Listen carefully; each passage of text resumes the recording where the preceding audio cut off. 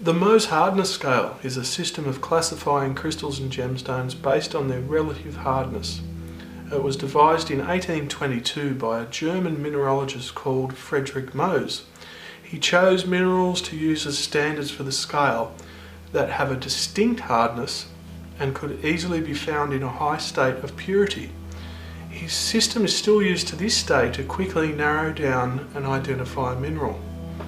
These days, with all the other tests that we can use, the Mohs hardness scale is a kind of a last resort because it involves placing a small scratch on the surface of the mineral.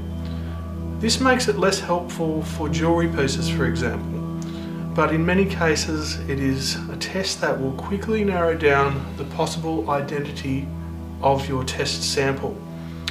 Mohs used for his scale the following minerals. Number 1, talc. Number 2, gypsum. Number 3, calcite. Number 4, fluorite. Number 5, apatite. Number 6, feldspar, in this case moonstone. Number 7, quartz.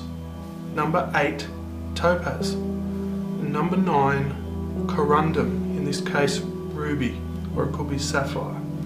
And number 10, diamond.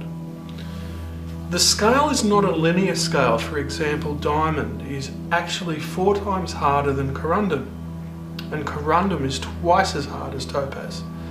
It is a simple relative scale used to categorize minerals and narrow down their possible identity. Mohs was criticized at the time amongst mineralogists, but his simple scale of reference is still used to this day as a basic test of a crystal or mineral's likely identity. Put simply, it is a measure of one mineral's ability to scratch the surface of another mineral. It has a number of practical uses. Firstly, you need to be willing to scratch the surface of your mineral, or otherwise to scratch another test sample with your unidentified mineral. Glass usually has a Mohs hardness of around about 5 to 6.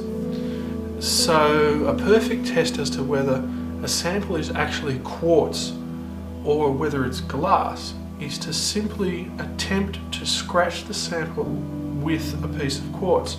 If it scratches the sample very easily, you've quickly ruled out quartz as a possible suspect.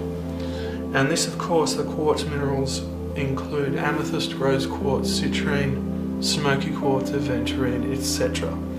Topaz, for example, has a hardness of 8 and can easily be tested and non-destructively by attempting to scratch it with a piece of quartz.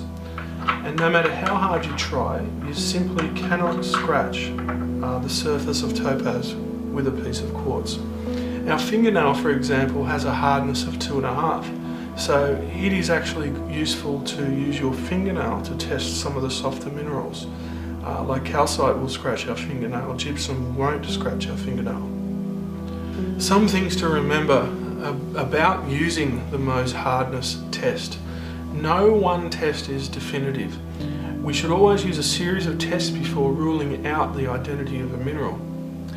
Also, some minerals can be quite deceiving because they have what's called a directional hardness, meaning that they will test differently depending on which direction you scratch the surface. Kyanite, for example, has a hardness of 4 in one direction and a hardness of 7 at right angles to that. Diamond is another mineral that has a strong directional hardness. Sometimes the crystal structure of a sample will have weaknesses in places. It is important not to mistake fractures or weak points with a genuine scratch of the surface. Hardness picks and pencils are also a very, very handy tool because they allow us to place a very, very accurate and small scratch in a mineral, and we can then look very closely with a magnifying glass or a loupe to see whether we have actually broken the surface of the mineral. So that's a very, very brief look at the Mohs hardness test, and it has some very practical uses today in separating and narrowing down our gemstones. Thank you.